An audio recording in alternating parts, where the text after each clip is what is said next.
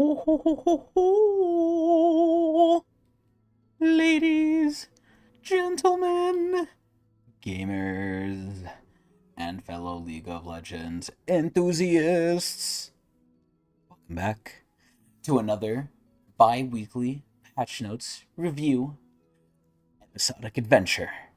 Today we are here once again to react to the patch 14.9 notes by Riot Riru. So I, as always, am your most gracious of hosts. I am the very knowledgeable best ADC player slash best player in the world. Even Faker knows that. Either way, I'm here to give my knowledge, react, and see and determine if these patch notes are hot shite, whole lot of shit, or not. So let's see what we're getting into. I have not played League recently for the pure fact that there is no pass. Although there will be a pass in about 1 to 2 days. I forgot which one. So that's going to be fun. And they're actually bringing back Arena. So that's going to be really fun. So I'm excited. I'm excited to get back into League. I'm more casual than ever. I've pretty much not really played Ranked because Ranked is long and hard. And unlike my PP, it is not enjoyable. Excuse me. So yeah, there's that. But either way, I'll be getting back into League soon. I don't know how much I can really say on most things now since I haven't played Rift in a hot minute. I still do play Rift from time to time, although not really ranked. Although I do play ranked from time to time as well. But my knowledge is still second to none. So let's see what we're dealing with today. So, starting tomorrow, which is May 1st, and this time I am not fashionably late. We're still on the same day as the patch, technically. 12 teams from across the world will fight it out at the mid-season invitational in beautiful Chengdu, China. Whoopee, China, China, China. We love China. Social credit.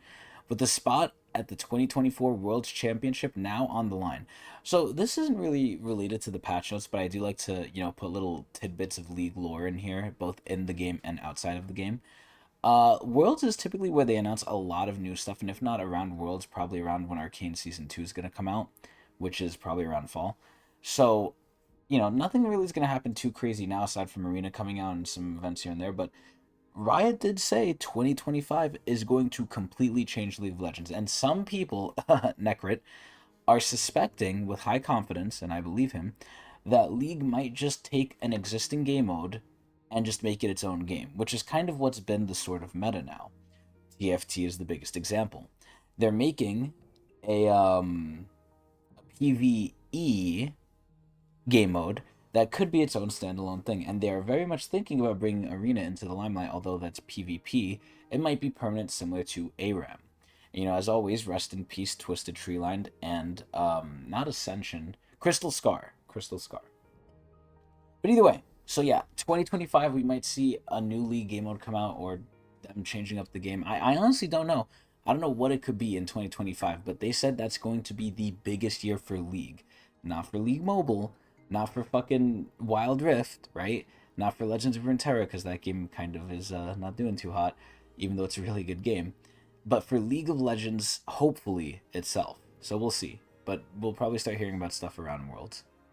So either way, let's see what we're doing here. So check out our full MSI 2024 primer here. We're also celebrating MSI with Empyrean and Arena this year. So make sure to check out the new batch of Empyrean skins plus the newly designed Empyrean Arena shop, which we will experience in game for sure. In other news, we also have quite a few balance adjustments now that the MSI patch is behind us. So this is where they can kind of go a little bit more out there. The MSI patch, obviously, which I reviewed 2 weeks ago, was more for pro play. This could be more for hopefully regular play and us plebeians, or you all plebeians. I'm not amongst you.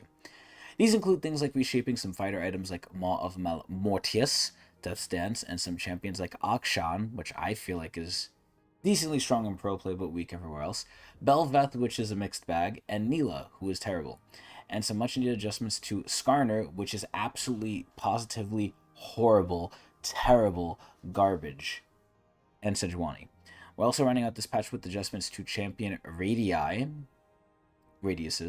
which should help champions' visuals match up with their in-game hitboxes, which I can't believe was not changed until now. Make sure to read that section down below. Small note, we're trying something new with patch notes this week. While we typically have all the changes grouped together, This patch will be splitting them up between large and small ones. Oh, thank God. Let us know how you like this new format. Yes! And then TFT, there's new stuff. There was a point in time where I really liked TFT, but I kind of fell out of it. Once the new season changed, I kind of got annoyed that all the stuff I liked changed, and I have to relearn stuff. And I hate relearning things unless it's very, very gradual. But either way, we'll go over the skins at the end, but I'm very excited to go over the skins for sure. Either way, Vanguard. So this is Riot's big anti-cheat that everyone got scared about, and for very right reason actually, because it is a kernel level anti-cheat, which means they can see everything, almost everything at least. Either way, with 14.9 Vanguard, Riot's anti-cheat system will be deployed and active in League of Legends. This means that active enforcement of Vanguard will be in effect. So it is here. Scripters, people who mod the game, all of you in between, watch out. You better pee your pants because Riot's coming after you. Either way, let's see what else. So make sure your queues are free from scripters, botters, and cheaters, and also smurfers as well. Smurfers are also going to get caught by this too, and they'll be accurately adjusted. And now the one really good thing about this, aside from the privacy concerns, is the fact that they can retroactively go back and give you back LP for games where you had a cheater in them. So that's really good. Anyway, they had a big article about why they did this and everything, and to kind of ease people's fears. And I'm not going to be going over that. A lot of videos have done that already. So you can check those out if you want, also on YouTube. Either way, if you're wondering what you all need to do to keep playing League, all you need to do is install Vanguard. If you don't have it installed, it will prompt you to install it, and then restart your system to make sure China's always watching. You'll be unable to queue for League until Vanguard is installed and active. And this is one of the big things where you can have Vanguard installed, but if you have it inactive, if you turn it off, you actually have to restart your PC and turn it back on. Or sorry, turn it on and restart your PC to play any Riot game whatsoever. So if you turn it off, you are essentially done from playing Valorant, League, anything that needs Vanguard until you restart your computer. So keep that in mind. If you're into issues, please check out our support articles. Cool. So DirectX 9. DirectX 9 is basically getting axed for League and Teamfight Tactics, and I don't really know what this means, but hopefully it'll improve things for the future, either engine-wise, graphic-wise, or whatever the fuck DirectX really does. I'm pretty sure it's graphics-related, but I don't really care. But hopefully League is going to be improved, even though they still want to play on a toaster. So, finally going to some of the stuff. So Lee Sin's ASU. This took a while in the making. It was very highly publicized, and a lot of people, from what I heard, actually really like this. For anyone who knows me, they will also know I really don't care. I don't like Lee Sin. I'm in the very, very minute minority here, where I just really don't give a fuck about Lee Sin. I'm sorry, I don't. I don't like his kit. I don't think he's fun. I think he's too skill dependent, and I don't think he's good because he's only good early, and that's not good to me. But a lot of people like this, and visually speaking, I think they actually did pretty well. Taking away the biasness of the character that I have, I think Lee Sin's ASU is really, really good. So what do they say? Lee Sin's long-awaited ASU, which definitely changed some more skins more so than others. And ironically enough, I heard the worst loser out of this was his legendary Godfist, because they barely changed anything, and it's kind of shit. But yeah, no, Riot makes a big deal always about clarity and readability, and they want you to know what champions which, and apparently Lee Sin had a big problem with that, especially with his Storm Dragon skin, the blue one all the way on the right there, or second to the last one. And I didn't really understand that. Like, I know it's Lee Sin, I don't know how people confuse that, but apparently a lot of people did. But a lot of people are stupid. So, either way. We've been hard at work modernizing the Blind Monk for the past year. He's finally ready to go on Thrift. He has a new rig, new everything. So he looks a lot better. And then because they also updated all of his skins relatively with different amounts of work on each of them, some of them are going up in price, which I honestly think is fine, because realistically speaking, Riot does not make 975s anymore. They only make 1350s. So, Dragon Fist Lee Sin got increased to 1350, and traditional for some reason went up to 750, but that's fine too. And then all the other skins got touched, so that's cool. So anyway, ranked Split 1 and 2 timing. So here's a reminder that Split 1 end date is coming very, very quickly. So make sure you figure that out. And then Split 2 is starting soon. So again, 3 ranked skins in the year now. Whoop-de-doo. My younger self would have been overjoyed at this. My older self does not give a fuck. And then finally we have Arena. Let's fucking go. Are you ready to rumble? Arena is back for round 3 for like 6 fucking months, I think. 4 or 6 months, I don't remember, but excuse me. At this point, I fully believe if this test run goes well, they will make it a permanent mode. Like it's just over. And as long as they keep updating it and have its own seasons, League is figuring out that, a lot of people like Rift, but there's a whole casual audience. That's why ARAM is still around. That's why TFT is a thing. And obviously, you're going to get the competitive people in there too. But Arena, especially with all of our shortening attention spans, is so much better than League because it's fast, it's quick. There's some RNG element to it, so it's not fully based on skill. And sometimes you don't even need skill with the RNG you get sometimes, and it's just quicker. It's quicker. It's funner. It's amazing. Summoner's Rift is a big slog fest, and for a lot of people, aside from the sick ones who keep coming back, me, it's a breath of fresh air, especially for casuals, and I really like that. Either way, so so this is round 3 where it's coming back. You've all come to learn and love it. It's not coming back exactly as you remember because we've been cooking up a lot of changes behind the scenes. So here's the quick TLDR. So they've doubled the lobby size from 8 to 16, I think. Uh, yeah, I believe. Wait, no. I believe. Wait, 2, 4, 6, 8. 16 for sure. Yeah.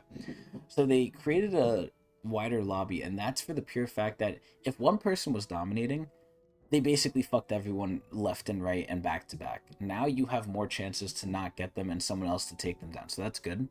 There's a new item tier called Prismatic, similar to TFT, and they are build defining, so they're kind of like mythics. So that's cool. They've added anvils. They're purchasable consumables that, when used, present 3 randomized selections within a defined category. Cool. And you can re-roll them, but they share re-rolls with augments, so it might not be the best thing. And if you feel lost, you might be in our new maps. So they actually made it new. Very cool. This is the same thing they were doing with Nexus Blitz, and I do hope Nexus Blitz comes back one day. I really did enjoy Nexus Blitz. And it's another take. Again, Riot seems to be pushing for very not that long game modes, and I think they're smart to do that. I really do. I'm very curious to see what their new PvE game mode is going to be and how short that's going to be time-wise, how long it's going to last. I would say probably 15-20 minutes average. Anything more than that, and people might get winded, unless they have the option to. But we're going to see. But anyway, there's a new map, and again, it's the same thing they did with Nexus Blitz, where now that it's showing promise, they're investing more and more into it. And I honestly think the Nexus Blitz map looks fucking beautiful. I really do. So we're going to see how new this map looks, but there's new maps, there's new events in the maps, there's new everything. I'm very happy, very excited. There's like bloom bridges where you could like go through the mountain and you can't. There's blast cones, but there's really cool stuff now. Not crazy, but really cool. And now Arena, so I was wrong with the 6-month thing. It was 4 months. So that's really good. It isn't permanent. We want to see how players like the mode and play it when it's live for a longer period of time. So essentially, again, if this goes good, I fully imagine they'll make it permanent. And if not permanent, they'll put it on like a rotating schedule for months at a time to kind of drip feed people sometimes, which is sadly what happens a lot. Either way, there won't be a ladder, but that's fine. Improvements to the arena new player experience should result in them being placed in more skill appropriate levels because there's only ranked for this no matter what. And there's new challenges, which I don't think anyone cares about. So there's some arena balance here. I'm not going to go over these specifically. I'll go over the champions and I'll say how I think they are, though. Ahri Arena is pretty decent. Obviously, this is very, very dependent on augments, but Azir is whatever. Gunnar is pretty okay. Karthus is pretty aight. Lux is annoying. Shen could be pretty good if you have another damage dealer or just fat tank with the right augments. Again, this is really augment related, so I'm not even going to go over this. I changed my mind. Big gameplay changes. So we're not even up to the champion stuff yet. I guess they consider those tiny. So these are big changes like the kind you'll want to read about because they are the most important changes in the patch. I really like the fact that they're doing this first. So they've got a lot of smaller scope stuff, but that's going to be later on. But we're going to start with the big fat ones. So retuning a bunch of fighter itemizations, and redesigning the power of Maw of Malmortius. They're reshaping Akshan, Bel'Veth, and Neela, while Kennen gets a new animation for his ult, thank god. And Sedge is getting some buffs, and Skarner is getting some big nerfs. What? I must have not played League for longer than I thought. The last I remember Skarner was he was fucking Garbo. Let me actually check this. Was he actually garbage? I need to see. Let me do some research here. U.GG Skarner. So the patch is now yet, and Skarner is the best jungler in the game. What the fuck happened? I honestly have no clue what happened. Like, did they shadow buff him? I don't even know what's going on. I'm shocked and appalled. Either way, though, let's see what's happening. So, Hex Drinker. We're making a small change to Hex Drinker because we're making a bigger change to Maw. Read on that more directly below. So their main goal here is to make MR firearms less oppressive against AP champions while maintaining their effectiveness.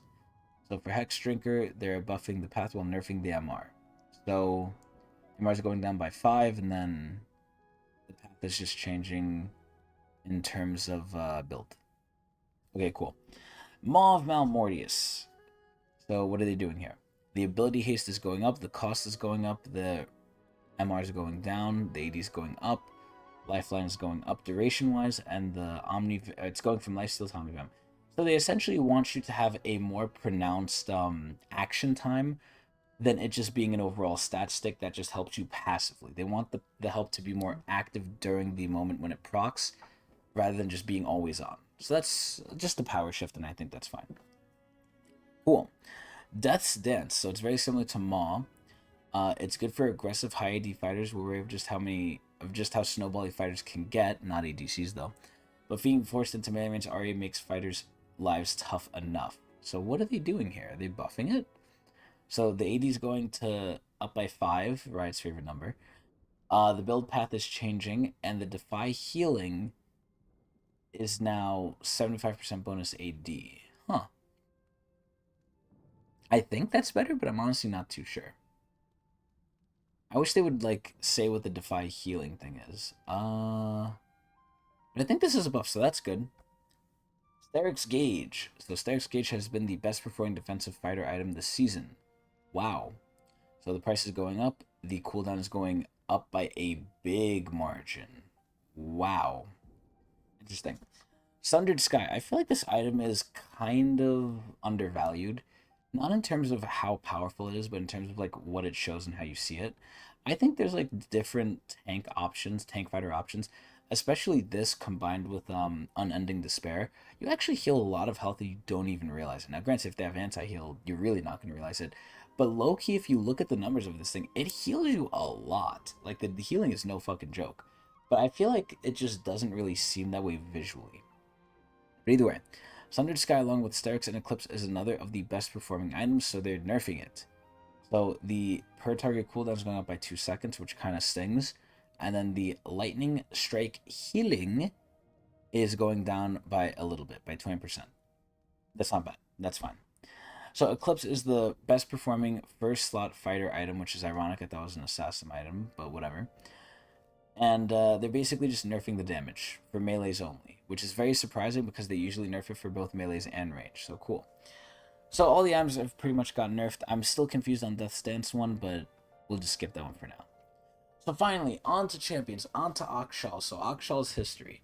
He came out, he was purposefully one of the weakest ADs in the game, just like stat-wise, scaling-wise, snowball-wise, just what he does, all because of the one mechanic of the res. The res is the whole crux of his kit.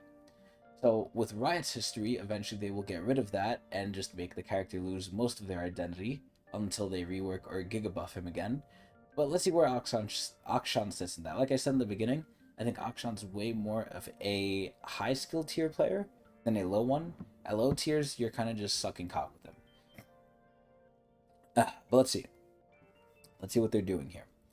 Akshan has long had two problems. First, he's been a fairly frustrating top and mid laner to face, staying just out of reach from his melee opposition while also having incredible roam power, which is true with his W, and his E as well. Second, his baseline reliability is quite low, making him incredibly hard to approach in lower skilled play. Yep. We expect Akshan to require a lot of practice to get the most out of him, which is true, while we think we can still bring his baseline due to how fair his R is. Well, I don't think it's fair, I actually think it's terrible. We think that ability could use some strong buffs that will compromise the ability's counterplay, which is just hide behind something. These R buffs should result in up to 50% more ultimate damage in the most extreme cases late game, but typically closer to 10% against low health opponents. Wow. So that is pretty fucking interesting, I'm not gonna lie. But let's see. So, his Q, Avenger Hang, which is hilarious. Akshan's lore is just hilarious, but the move speed on champion hit, it is now just lower. And scales with AP, but it, you shouldn't really build AP on him. Either way, damage to non-champions, it's slightly low as well. So you're getting less move speed, which I don't think is that big of a nerf, honestly. Maybe in lane does, but I really don't feel like it's that bad. But now his R is getting counter buffed, so let's see. The minimum damage is going up by 5, then 10, then 15. And AD scaling, total AD scaling, wow. And then the maximum damage per bullet is going up as well. That's pretty good. I think this is fine. I think Akshan is kind of near the same, if not a little bit worse in terms of skirmishing. So that's what they want. But I do feel like Akshan has very low range, but he has such good escapability and, I'm going to say reliability, but he's very slippery when he wants to be. So I think this is okay. I don't really think Akshan's too strong. It's really just the res, honestly. So, what do we think of Bel'Veth? Bel'Veth is weird. Personally, historically speaking, I love Bel'Veth's lore. I love her gameplay. I just don't understand why she is as good as she is. Because right now, Skarner is the #1 champion, at least for jungle. Somehow, someway, I don't know how that even happened.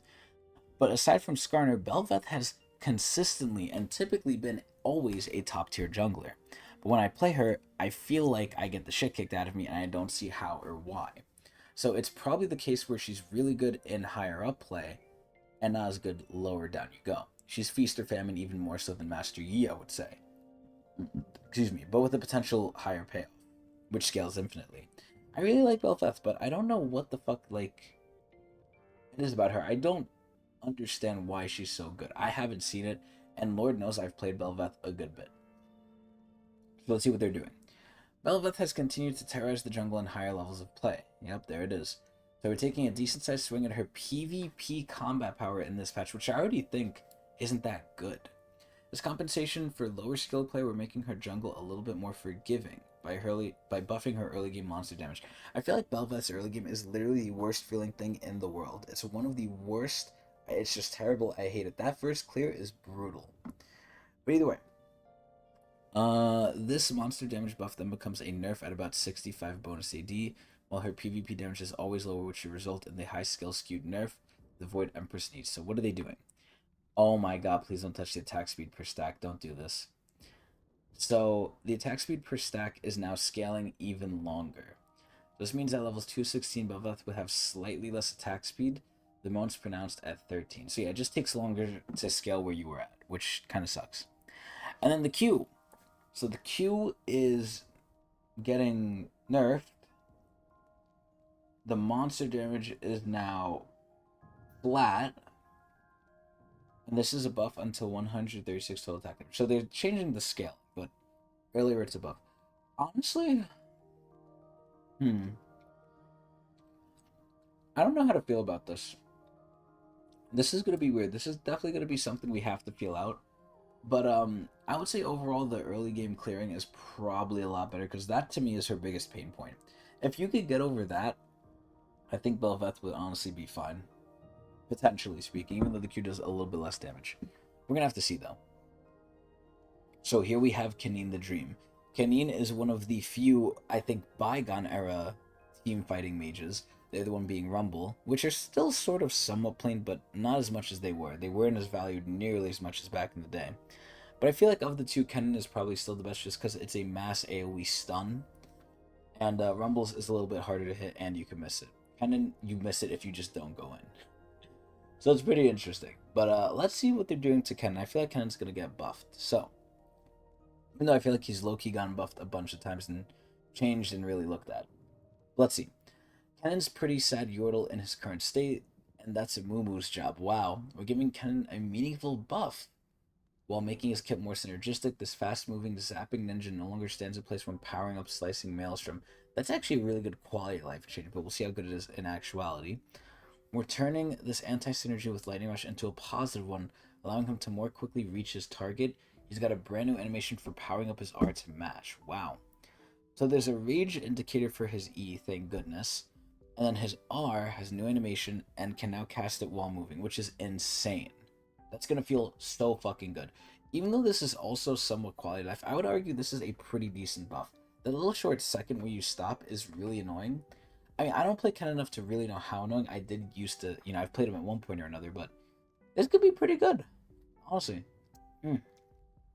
It could be pretty fucking good. So, moving on to Neela. Neela is a bit of a complicated case. Neela released, I think personally, because Riot had to kind of try something. They had to try and say, like, hey guys, we attempted this, we know you guys want this, but you're doing it in some jank, fucked up way, so here's what we're gonna do, here's how we're gonna do it. I feel like Neela just sucks. I don't know why. I mean, obviously the high skill players are probably gonna do really good with her, but the main issue it always comes down to is other people can do what she does way better for way easier. She might be better overall at certain things. Like, I think her team fight is really fucking insane, especially later on in the game. But to wait that long with very little to show for it beforehand, unless you KS, but at that point, if anyone KSs, they could get good. They could look good, at least. And they could get ahead quickly. But in terms of if you're just going, even if you're just fighting, I think Neela's core power just really sucks. Unless you're, again, in very, very high hands, high pro hands. Neela just is too hard and too not good. And the main reason I personally think they added her in was to contend with Yasuo. Because Yasuo bot ADC was rampant because they're like, oh, we want someone who's melee. Well, the big issue is, sure, Yasuo is melee, but he has a lot of other things. Number one, he counters ADs with W. Number two, he has a basically infinite no cooldown dash that he could just spam because that makes him mobile. Neela kind of copies him in some ways, especially with the E, but not exactly the same. Neela and Yasuo are very the same in some ways, but I think Yasuo is more fun and has more of a just a straight benefit. Honestly, I think Yasuo is just better, but hopefully they buff Neela here because let's see. So,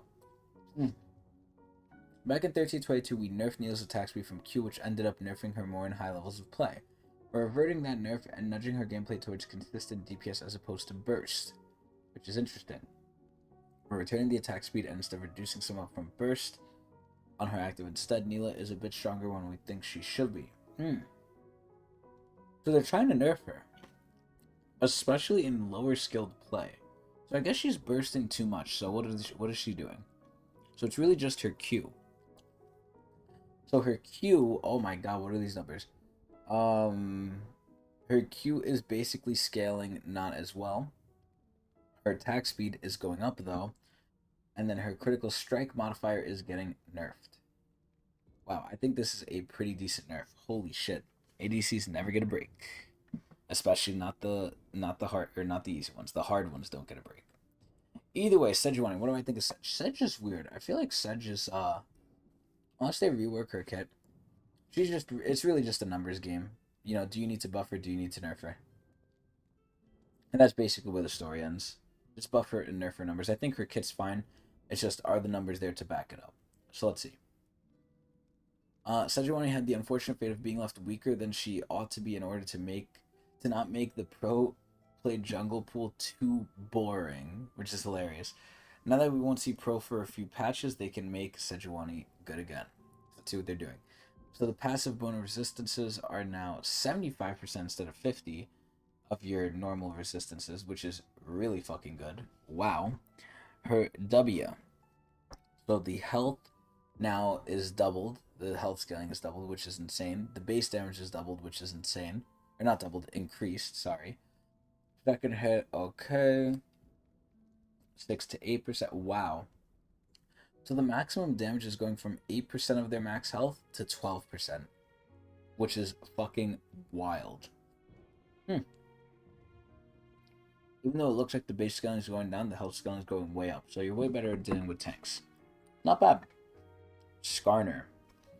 I'm very, very, very curious to see how he's overpowered.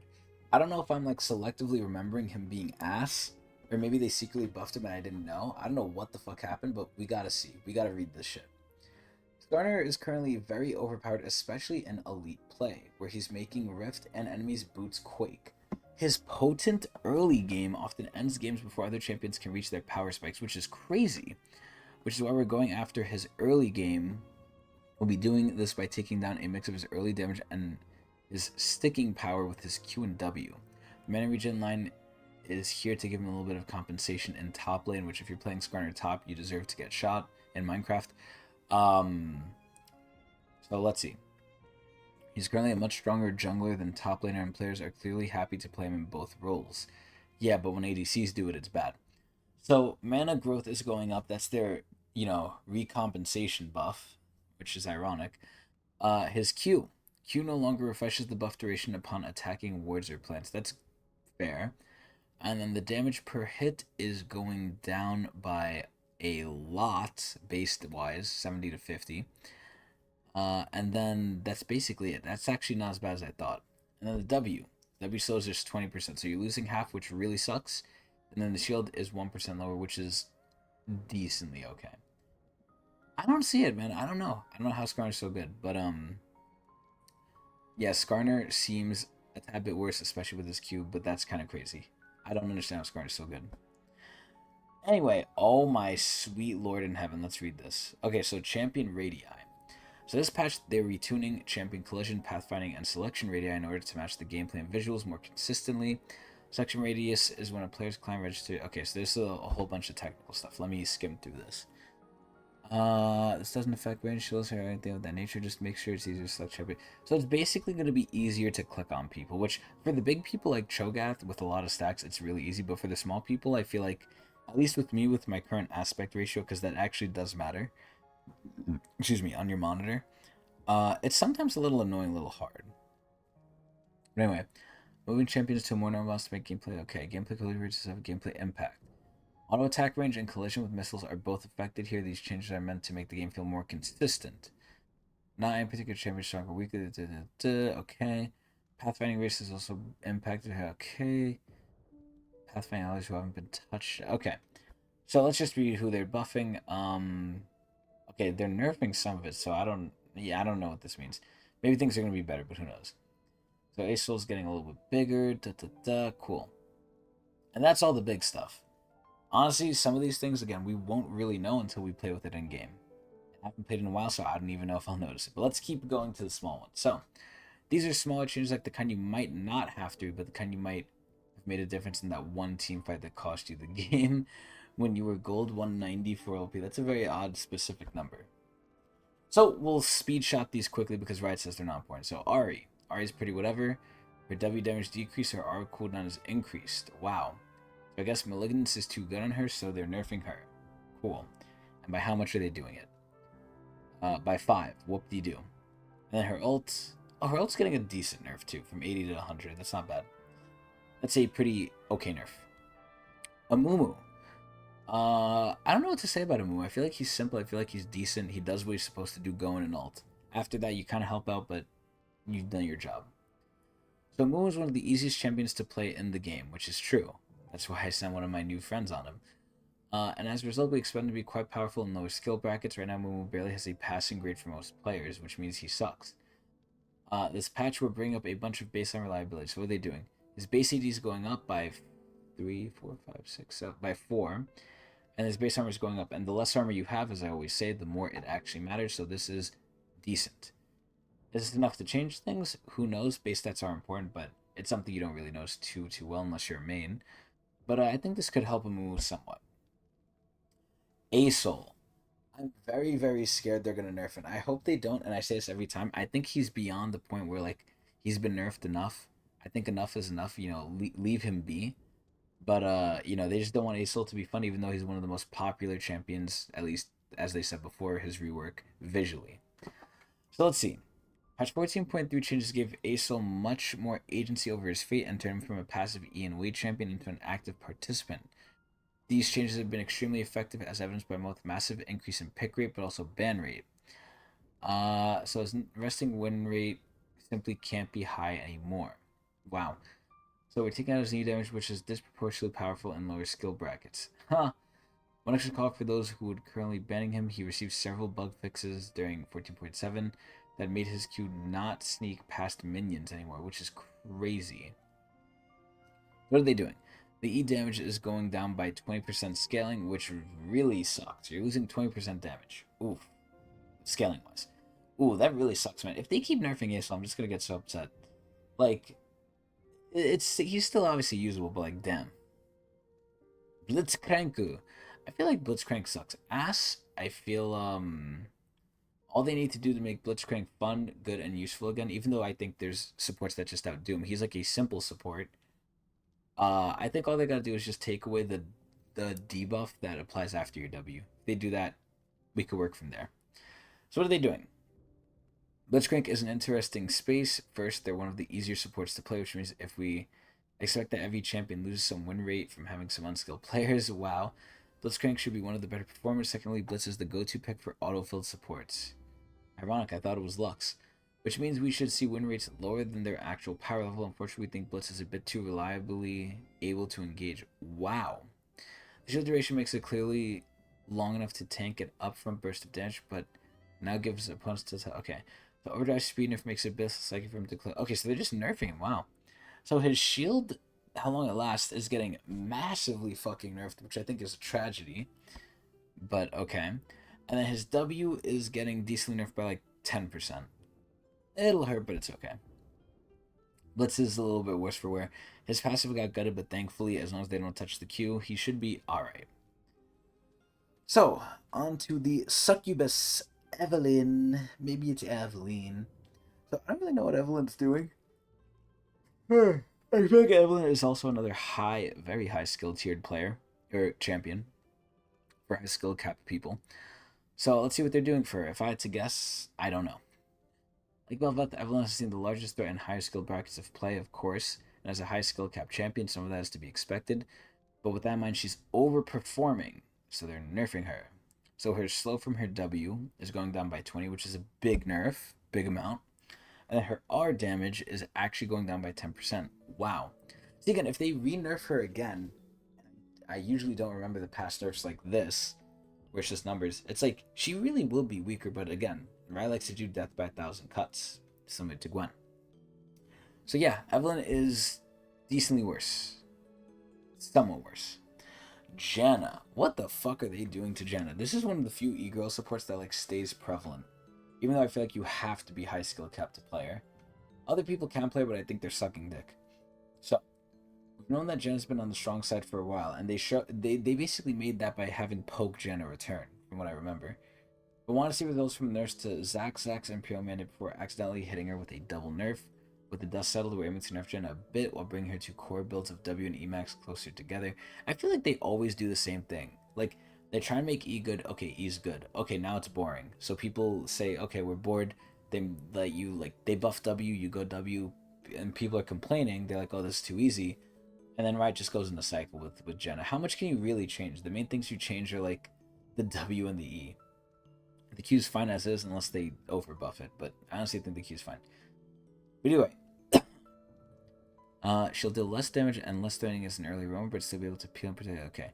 Rather than whatever playstyle you prefer, you have a good time playing a fun champion. So her W, Zephyr. So the damage is going down by, you guessed it, 10%, and on the base side. That's a pretty decent nerf. So her E, the Eye of the Storm, is going up. So they're really buffing her E. I think that's a good thing too. I think E should be the first thing you max. I think maybe if anything they'd have to rework the W, but I honestly don't know. But either way, Janna is not really that bad off. She's fine. Janna's fine. Oh my god, Jinx. Oh my god, Jinx. Oh my god, Jinx. Jinx from Arcane. My first ADC that I ever mained successfully. What do we think of Jinx? I think Jinx is obviously a hyper carry. I don't know the state ADs are in right now because, again, I haven't played recently, but typically I think they should all use a little bit more love. So let's see what they're doing. Jinx is currently the most picked ADC in the game, and it's extremely not even close, so they're nerfing her. Wow. This isn't necessarily a problem, but she's also performing much better than she ought to, especially in higher skilled play. Wow. We're taking down a shot of one of her elite skewed aspects, which I think is good. Her ability to throw out rockets in the early game and just stop recalls to gain tempo in lane. Wow. So they're adding like they're adding in 15 and then they're going down to 5 seconds. I mean, it'll hurt, but it's really like whatever. Jinx is still fine. Carmezy. So Carmezy, as I say, is a jack of all trades. I really don't like her. Although I think a good karma can do good. I think it's very hard to find one, and that I don't know, I think it's decently hard to play Karma, so let's see what they're doing. So after the dust has settled, Karma's currently a little weaker than she should be, so they're going to buff her. Let's see what they're doing. So the slow on the Q is going up by 5, nice. Excuse me. And then the R plus the E basically get full shield and a little bit more move speed. This is alright. Karma's still a little bit better, slightly. Asaladin. What do I think of Cassin? Cassin is not played that much at all. At least from what I can tell and what I see, or what I've seen. I feel like Cassin could get a buff. He should get a buff. He really just takes too long to scale. So let's see what they're doing. Cassin has been popping off recently, and that is due to nerf bringing. Wait. Is due to a nerf to bring him back into play. I guess I was wrong. Wow. They're specifically leaving Riftwalk untouched because that is his main part of his kit. Instead of using Riftwalk as a spacing tool and killing opponents from range. So they are nerfing one of the long-time strongest abilities he's had, which is E. Which sadly is not just on a cooldown, it's on a ammo system. And you get ammo every time someone uses a spell around you, including yourself. So from that fact that it's kind of, I mean, it's better in the team fights for sure, but the fact that they're kind of nerfing it really gets me upset because you do have to work for it. It's weird. I don't know if I like this nerf, and it's 10%, so it's whatever. Malzahar. Malzahar is basically the rejected mid lane pro player, where if people in pro are doing bad, they get on Malzahar duty in mid, because it's really not hard to play. But in the same vein, I don't think Malzahar is that good because he needs to do a lot of stuff to really maintain optimized damage, which is apply the E and then refresh it with the Q. And if you miss that Q, you're basically fucked. And then that becomes a choosing battle of, do I poke the enemy or do I get farm? And most of the time, it shouldn't, or I don't think it is that much of a combat against one another, one thing versus the other thing. But in Malzahar's case, it is. If you're poking them, you're not farming. If you're farming, you can't really poke them. It's one or the other. You gotta choose. So, if the poking doesn't go anywhere, I don't want to say you're fucked, because you could still last hit the minions, but we all know people suck dick at this game, so I definitely think Malzahar could get a buff. So the mana cost on the Q is going down early, that's whatever. And then the E cooldown is going down by a decent amount early, which is really fucking good. Malzahar is pretty decent after that. Oh my lord, Master Yi. So, I saw this clip floating around of Cowsup basically reacting to Freak. Or, I don't know if it was Freak, but it was someone at Riot saying, like, oh yeah, like, Master Yi is actually hard to play because of the Q dodge and all the little bells and whistles with Yi. And I think they're right. Yi is not as easy to champion as people think. Now, in low brackets, you could do good and have easy time with anything, let alone Master Yi. But as you go up, Master Yi definitely is hard, and he rewards skill, which I really like, and I never want them to change that too much. Where when I first saw Cowsep, I was astounded. I was like, okay, it's obvious as a Master Yi player, this guy knows Yi. So let's see what they're doing. While popular opinions place Master Yi as a straightforward menace in lower skill levels with an extremely lofty late game, that's simply not true anymore, which I've kind of felt. He's actually equally performant across all levels of play and is just about as strong as the early game as he is in the late game, which is ironic. I don't think that to be true. He is also simply overpowered, so we need to nerf him. Wow! We're going after these unexpected early game strengths since we know we will disproportionately affect him in higher skill levels. Okay. So let's see what they're doing. The E is getting nerfed by 10 base damage. Ooh, because it's solo anyway, it definitely adds up over time. This is a decent nerf. I don't like this nerf. I'm kind of sad. Wow. E is a little bit worse for wear. Olaf. I feel like they've been low-key just like touching Olaf over and over and over again. I think if they're going to give anyone an ASU, they need to give it to Olaf because this guy is fucking dated, looks old, and feels shitty to me. He's like from a bygone era. Not to say he's not fun, but just name for me. What are they doing? Olaf is currently too dominant up in the top lane as late game to just make him disproportionately good against magic damage, which I think is fucking hilarious. So, what are they doing to him? They're obviously nerfing him. They're taking away 5 damage and increasing the bonus damage to monsters. They legit took away 5 base damage. Wow, I feel like that's nothing. And his R, his passive resistances are going down in the mid to late game, which is, I think, okay. I think Olaf is aight after this. He's aight. How many more is there? Holy shit, they have a lot more changes. Wow. Well, not a lot, but wow. Okay, on to Pyke. Pyke is one of the pretty good supports, although sadly I don't like the type of support he is, but it's better than Lux, so what are they doing? Pyke has his ups and downs throughout the years, and right now he's on the stronger side. Wow. Stronger stints. We think damage isn't at appropriate level for Pyke needs to succeed, but we like to weaken his roaming power and ability to bypass wards. So his W mana cost is higher and the cooldown is slightly higher by 2 seconds. I feel like that will slightly hurt Pike. Not too crazy, but slightly. Seraphine. They cannot leave this lady alone. They don't know whether they want her mid or support. And I don't want her in here at all. So let's see what they're doing. With Bali APC Seraphine becoming weaker, thank God, Seraphine support values come for buffs. We're playing up her damage a little bit as we think she can comfortably sit under the higher damage supports. Well, if you do that, she's just going to go to APC or mid lane. So let's see what they're doing. They're increasing it by 10%. Whoopee. Talia. I have not seen Talia in a hot minute. Again, maybe they might play her in pro. I wouldn't know. But Talia, I feel like, is just kind of ass. So let's see what they're doing. I only know one person who plays Talia, and they're not really that good at her. Now, is that the champion? Is that them? I don't know. Talia has been long rocking in the mid lane for a while now, so we'd like to bring down her laning phase power just a bit via how many rocks she can throw. What? And then there's small nerfing her jungle. Wow. So what are they doing? Her Q's going up by 10. Okay. And her damage to monsters is getting lessened. Wow. So she's getting the ADC treatment. She has to go mid for the most part. Interesting. I feel like Talia's weird. I feel like Talia's either a pretty like if she didn't have her WE combo or just the little pebbles she puts in the ground, I think she'd be pretty just skill cap but not worth it. But the whole thing that she can function as a sort of counter or countermeasure to like movement, which the only other two people that do that is Poppy and Vex. I think Talia is still okay for wear from this. But let's see. So her mana cost is going up by 10, and then the bonus damage is going down scaling wise. Yeah, no, I think Talia's fine. You just gotta play her smartly into the right teams. Okay, Twitch. What do I think of Twitch? I think Twitch is a really, really good ADC. I can't think of anything too bad about him. So, and I think last time I played, he was one of the top ones, so he might be getting nerfed here. So let's see. Once Infinity Edge was buffed, Twitch started to catch on as an under-the-radar strong ADC. I wonder why. Steadily increasing his pick and ban rates over the last couple patches, as our nerf strategy tends to be what will only nerf things once players have caught on. Ha!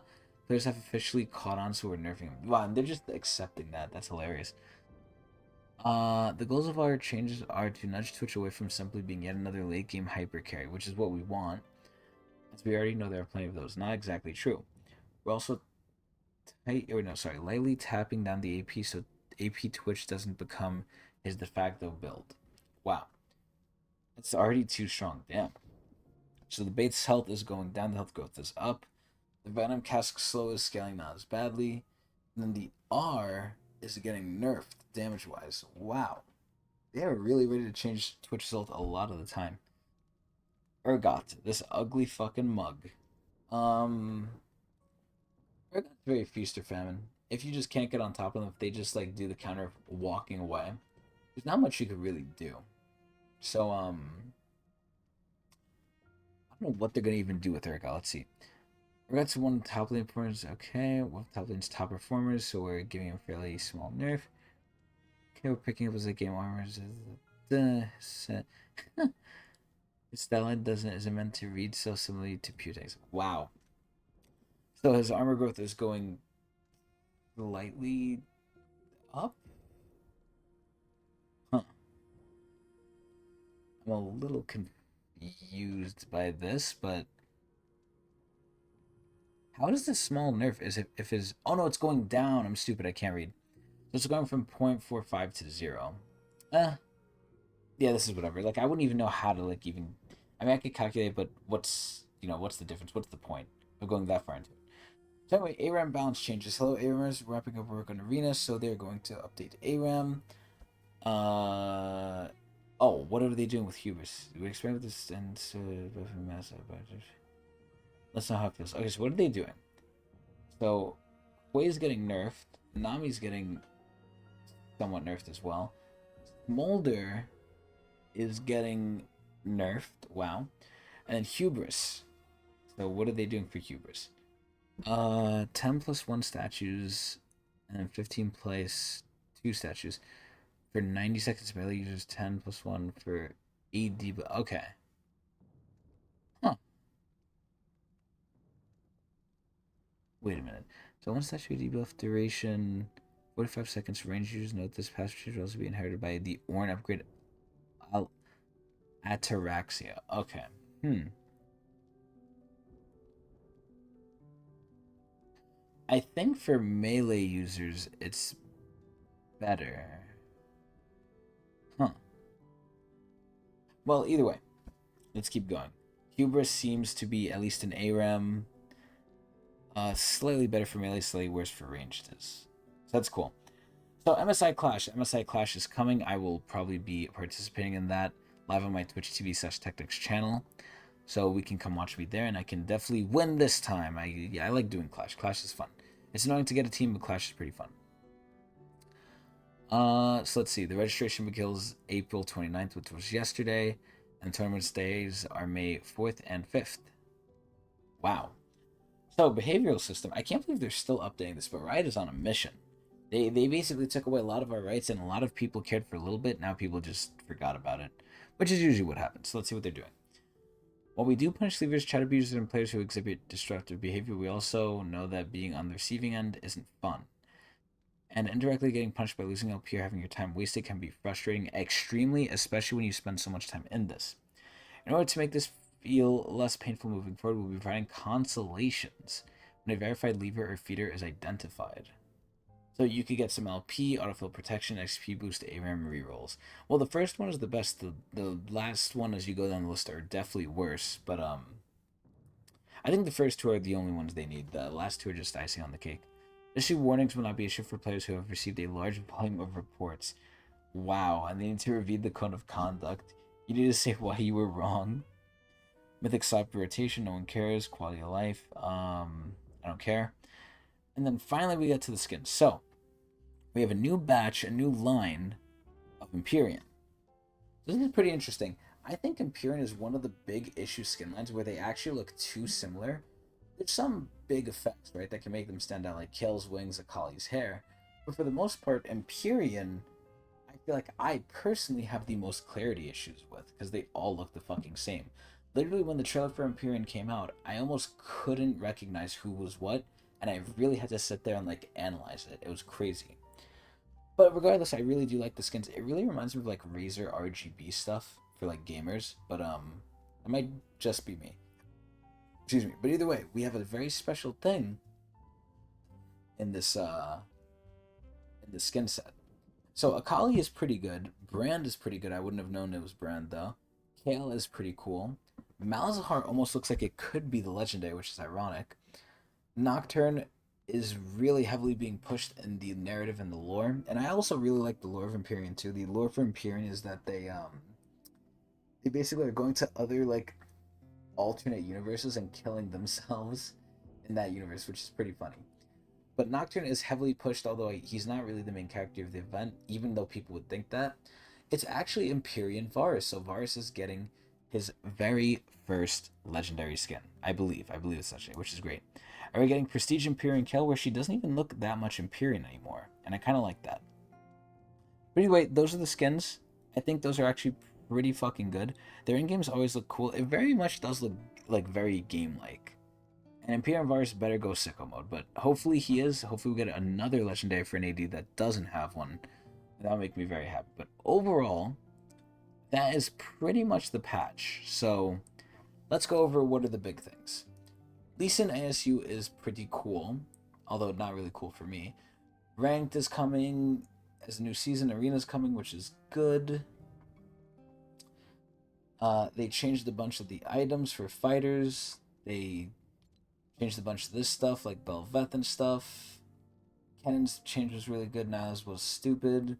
Sedge is okay. Skarner, I have no clue how. The radiuses are pretty good, but we have to see. And then I got nerfed. Aesol sadly got nerfed again. Blitzcrank, Evelyn, Jenna. Ugh, Jinx got nerfed. Ugh. Honestly, just because sadly I can't understand most of the changes and if they're good or not, I think I'll just give this one a 6.5 Marc Merrills out of 10. And we really just have to see how things land. Now, will I fit? Will I see how they land? Probably, because there's a pass coming out, but I'm probably gonna exclusively play ARAM and Arena.